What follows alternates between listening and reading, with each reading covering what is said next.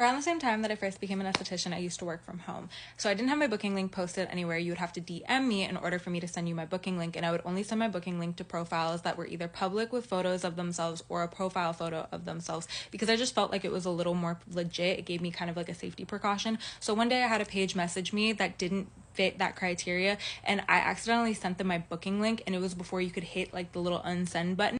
Anyway, this person had no photos of themselves, and their profile photo was just a picture of a bust-down watch. Remember that? That's important.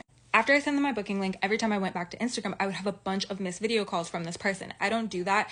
I then messaged them and was like, is everything okay? Are you unable to book? I wouldn't hear anything back. Then one day I'm working and I'm with a client and I am getting blown up, like literally blown up from a number that I have no idea who it is. I've never talked to them before. And after this client is finished, I then go on Instagram and I see that it's that person that was blowing me up on Instagram as well. I guess they found my number from my website and were trying to get in touch with me.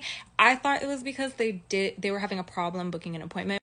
So it turns out they weren't having a problem booking. Everything was fine. They just didn't want to input their information and put a card down on file. They were like, can I just pay you and show up? And I was like, absolutely not. I needed a card with a name on it because at least I have some way to identify somebody just in case of anything. So once they make the appointment, the card on file doesn't match the profile of the appointment. And so I let them know that unfortunately we wouldn't be able to work together because it was just too many red flags.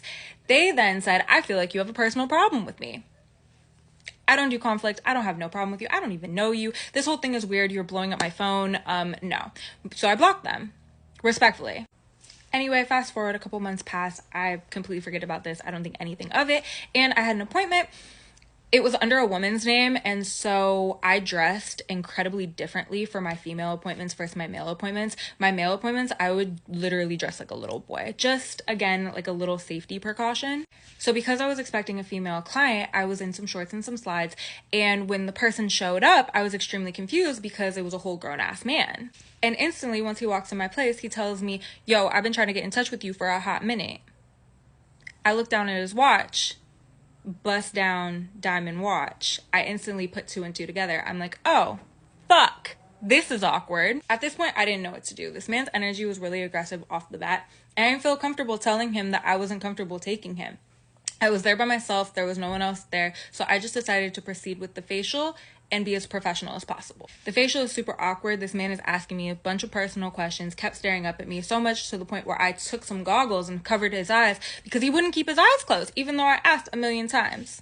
Then the questions start getting a little more weird, and the sequence was also weird. He asked me if he was my last client. He asked how late do I take clients, and then he asked me if I live alone and if I was here by myself. All red flags.